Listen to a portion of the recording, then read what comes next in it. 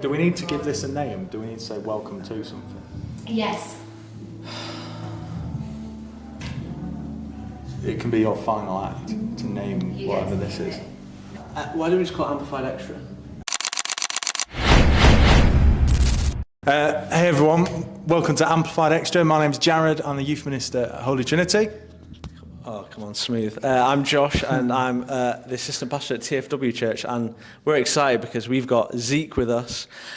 Some of you might recognise Zeke, but Zeke, why don't you tell us a bit about who you are and where you've kind of come from? Yeah, my name's Zeke. My real name's Ezekiel, and I've come from Nottingham today.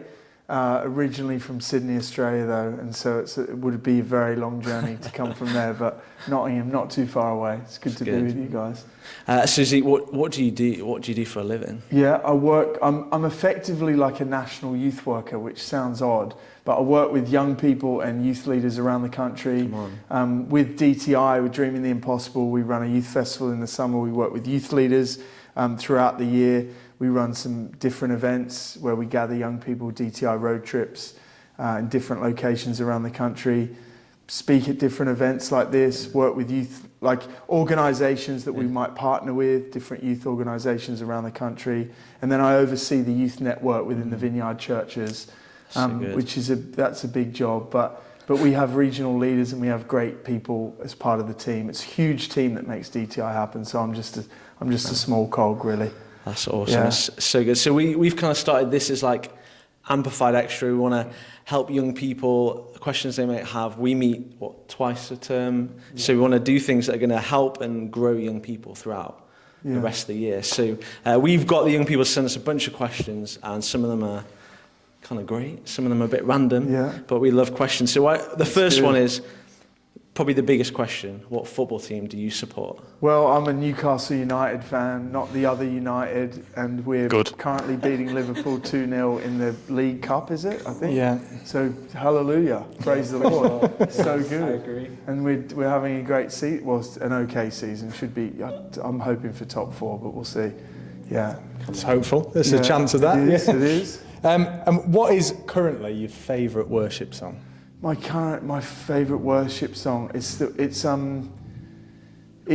between the Holy Forever, because I just love that, focusing on the things of God and His holiness and His goodness, and this probably the song something like that we'll be singing in heaven one day, something about holy is God, holy. Sometimes worship music that can be about me or about us is, well, we want to fix our eyes on Him.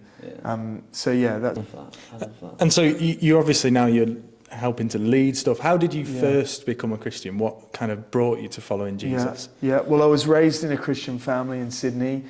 Both my parents were Christians, but they had a relatively challenging marriage, and my mum suffered with bipolar for most of my upbringing. So amazing. I've got a great relationship with all my family, my mum, my dad, and my sister.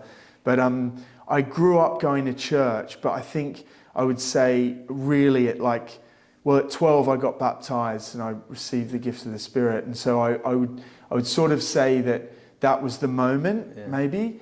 But when I was 16, I made Jesus number one. And it was just, I'd realized that football, that was my passion, was number one in my life. That was the thing that focused me and centered me.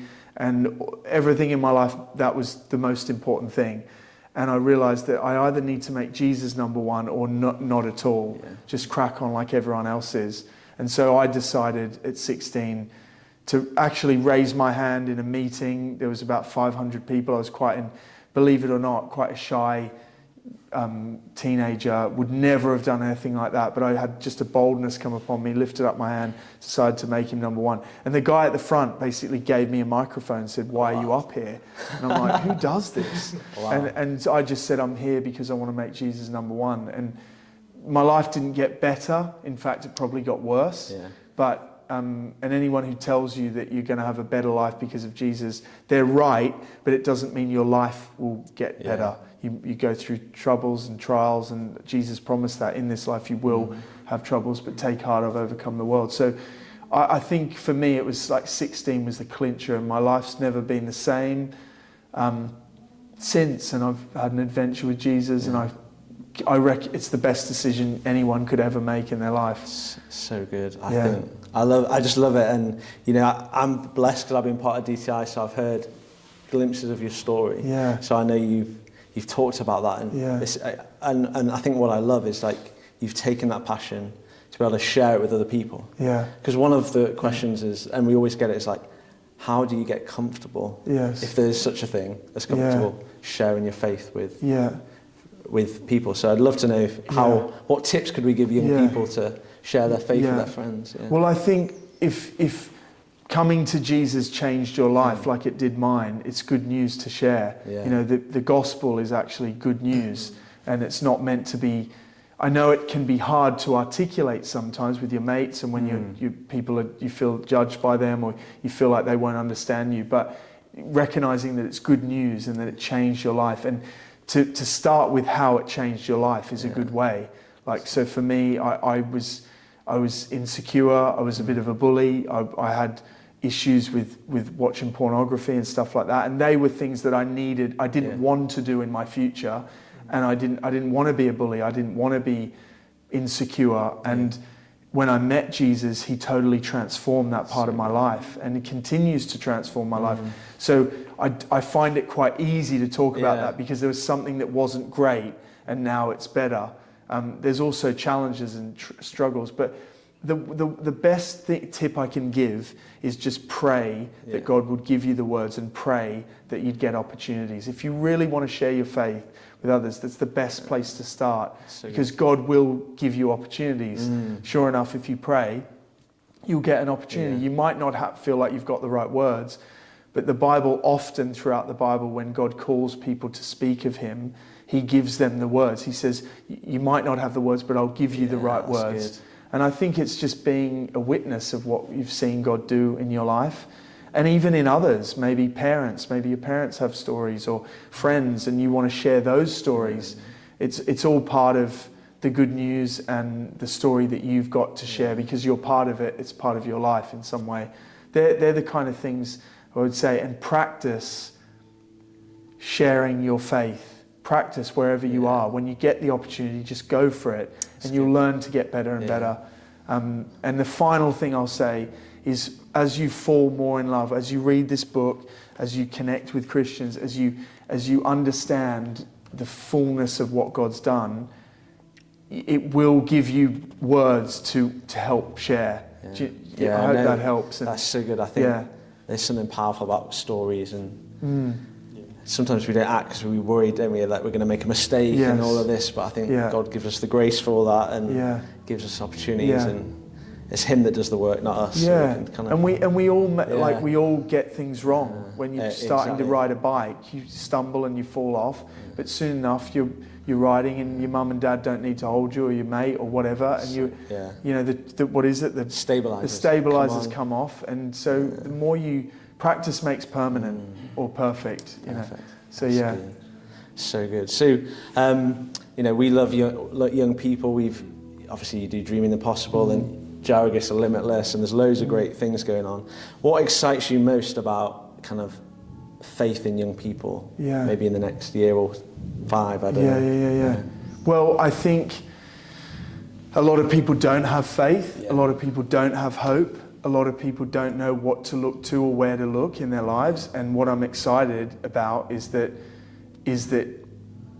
meeting Jesus gives you a purpose and a direction for your life. Not only do you become transformed as God transforms your life, and as you've got something and someone to look to, which is also, you might have, people might have influences that they follow or whatever, but ultimately those influences don't promise to come and live in it with you and be with you like Jesus promised his Spirit would. And so there are a couple of the things that I'm excited about for young people. Understanding that, receiving Jesus' love, his forgiveness, and moving forward in their lives. Like, I meet people who came to faith very late, and they often say, I wish I had found Jesus when I was younger, because I might not have had to go through all the pain of the decisions I made, of the choices I made. So I'm very excited about young people meeting Jesus at a young age. You don't need a story that I went fully off the rails, I threw my life away, I ended up in prison or in a gang or shooting someone or doing this and that. I love hearing stories of young people who just meet Jesus and they're transformed by him, and that's the exciting news. So that's definitely something that excites me, being able to spend my time and energy to help cultivate and make that a catalytic moment for young people is like, what better way to spend your life? You know, you guys work with young people. It's like, it's the best, you know. Could be doing loads of other things, but that's what God has gifted me and chosen me to do, and I've said yes. So there's some exciting reasons why I'm excited for young people, and that is it is exciting, and that stuff that you said about normal stories is so good. I remember I loved The Cross and the Switchblade when I came to faith at a young age too, and I remember thinking, I wish I'd been in a gang and been addicted to drugs, because then I'd have this really good testimony. And now I look back and I go, it's such a privilege to have walked with Jesus for 20-something years, not had to go through that. It's spot on that. The normal stories we have of following Jesus, they're just as important as the dramatic transformations of people's lives. And they're the most normal, because we're all normal, and the majority of us just have mundane lives to live. That sounds really negative, but young people watching, you'll go to school, you'll do that 5 days a week. You'll have a family. Some might be challenging, some might be not so challenging. You'll have all these things. You'll think about your future. And we just got to learn to walk with Jesus in the normality of our lives. It's good. It is. Someone else asked, how would you help to kind of invite people in who maybe feel hurt by the church, or they've felt left out, maybe because of the church's stance on certain things?